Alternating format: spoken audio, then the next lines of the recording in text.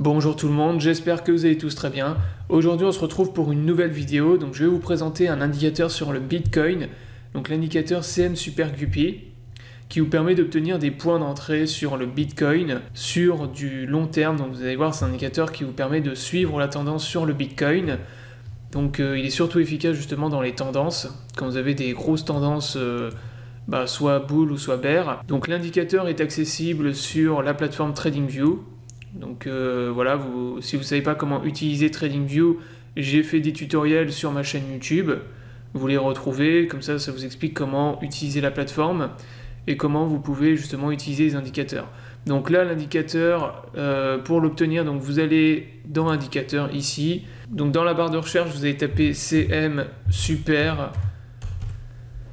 Et là, vous l'obtenez, donc il est ici. Donc c'est CM Super Guppy, donc qui a été codé par Fritz Murphy avec un peu plus de 3000 likes. Donc ensuite, vous obtenez l'indicateur, donc qui est comme ça. Donc l'indicateur vous permet d'avoir, vous voyez, des moyennes mobiles, donc plusieurs moyennes mobiles. Et ça vous permet en fait de dessiner des supports, des résistances qui vous permettent de suivre les tendances. Donc vous voyez que quand vous avez les moyennes mobiles qui deviennent vertes, comme ça, qui dessinent des plages vertes, c'est qu'on est dans une tendance haussière. Et c'est donc que soit vous devez vous positionner à l'achat, donc vous devez vous positionner, le but en fait c'est de se positionner à l'achat quand on passe d'une plage grise à une plage verte, donc vous avez un signal d'achat.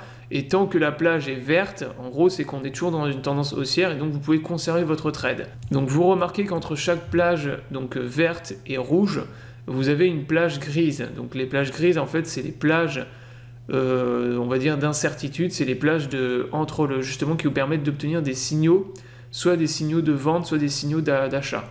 Donc là, par exemple, ici, on voit qu'on avait une plage grise qui s'est dessinée. Et ensuite, on a eu une plage rouge. Donc là, on a eu par exemple un signal de vente dans cette zone-là.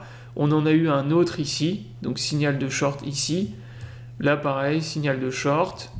Et là, même chose ici, il avait donné un signal de vente dans cette zone-là. Donc vous pouvez voir quand même que l'indicateur est très efficace. Donc pour suivre les tendances justement sur des grosses time frames. Alors encore une fois, c'est un indicateur qu'on utilise sur des time frames qui sont élevés. Il ne faut pas l'utiliser justement sur des petites unités de temps. Ça n'a aucun intérêt, c'est vraiment pour suivre la tendance du Bitcoin sur des périodes de plusieurs semaines, voire plusieurs mois. Donc là, par exemple, on est sur le Bitcoin en unité de temps daily. Donc ça ne sert à rien, par exemple, de vous mettre, d'essayer de faire du scalping avec ce genre d'indicateur. Vous voyez qu'il y a beaucoup trop de faux signaux. Donc c'est pas avec des indicateurs comme ça qu'on scalpe. Donc pour faire du scalping, pour trader sur des petites unités de temps, on utilise des indicateurs de retournement de tendance. Donc comme par exemple le RSI.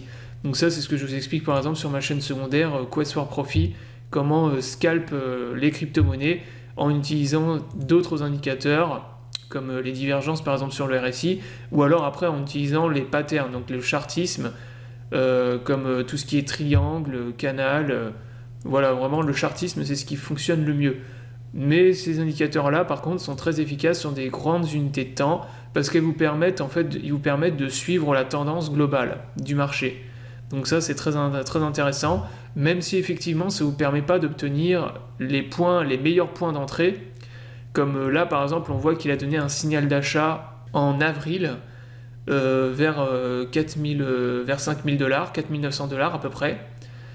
Mais par contre, effectivement, ce n'était pas le meilleur point d'entrée puisqu'on aurait pu acheter, si on avait utilisé des indicateurs de retournement de tendance, justement, on aurait pu anticiper et acheter beaucoup plus tôt.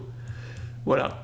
Mais par contre, pour les gens qui ne savent pas trader, qui ne veulent pas se prendre la tête et qui veulent simplement suivre le marché, avoir des signaux justement pour suivre le marché sur des longues périodes, et ben cet indicateur est vraiment très intéressant parce qu'il ne vous demande aucune compétence de trading. Vous voyez, c'est extrêmement simple, c'est juste suivre les plages de couleurs. Donc le rouge vous vendez, le vert vous achetez. Et comme vous pouvez le constater, les signaux sont quand même assez efficaces. Puisque là, par exemple, ici, on voit que par exemple, il avait donné un signal d'achat. Alors là, par contre, le signal n'est pas terrible. Mais même ici, par exemple, vous auriez acheté, au début du signal, vous auriez acheté, par exemple, vers les 11 000 $, vous auriez pu revendre beaucoup plus haut, vers les 12 000. Donc là, actuellement, on voit que l'indicateur nous a donné un signal de vente, donc suite à la cassure du triangle. cassure par le bas, donc là il est devenu rouge, donc on a un signal de vente, il a donné un signal de vente à peu près vers les 8500, 9000 $, donc ça va être intéressant justement de voir maintenant ce que le marché va faire. Donc si l'indicateur s'est trompé, justement s'il est vraiment très très bon, et que derrière on va repartir dans une phase de baisse, sachant que pour le Bitcoin, donc là il y a de grosses probabilités quand même qu'on descende plus bas, vu qu'on a un très très gros support, donc le big support il est plus vers les 7000 $, entre 6800 et 7000 $, donc il est un petit peu plus bas. Donc il y a quand même des probabilités pour que l'indicateur ait donné un bon signal de vente. Donc ça c'est ce qu'on va surveiller justement dans les jours, dans les semaines à venir au niveau de l'indicateur. Voir un peu si le signal a été bon ou pas. Sachant que quand on revient dans le passé, on voit qu'il y a quand même certains signaux qui sont faux bien sûr. Donc il n'y a aucun indicateur qui peut être sûr à 100%, qui peut vous donner 100% de bons signaux. Là par exemple ici on voit qu'il nous a donné un signal de short qui était faux, donc qui a été perdant. Mais par contre derrière vous voyez il a donné un signal de long qui a été excellent. Donc comme tous les indicateurs qui vous permettent de suivre les tendances, c'est des indicateurs qui sont très efficaces quand il y a beaucoup de volatilité, justement quand on est dans des tendances, dans des fortes tendances haussières ou baissières. Mais par contre quand on est dans des phases de range, comme ici là par exemple, ça donne des faux signaux en fait, ça donne beaucoup de faux signaux. Là on voit qu'il avait donné un signal d'achat qui a été plutôt pas mal. Donc signal d'achat vous voyez vers les 260 $, et il est quand même monté à plus de 300 $. Donc c'était quand même pas mal comme signal. Mais encore une fois voilà, ça reste un indicateur, hein, il n'est pas fiable et sûr à 100%. Mais comme vous pouvez le constater, il se trompe très rarement, et les signaux qu'il donne en général sont très pertinents, ils sont assez efficaces. Voilà, donc la vidéo est terminée, donc c'était une vidéo pour vous présenter l'indicateur CM Super Guppy.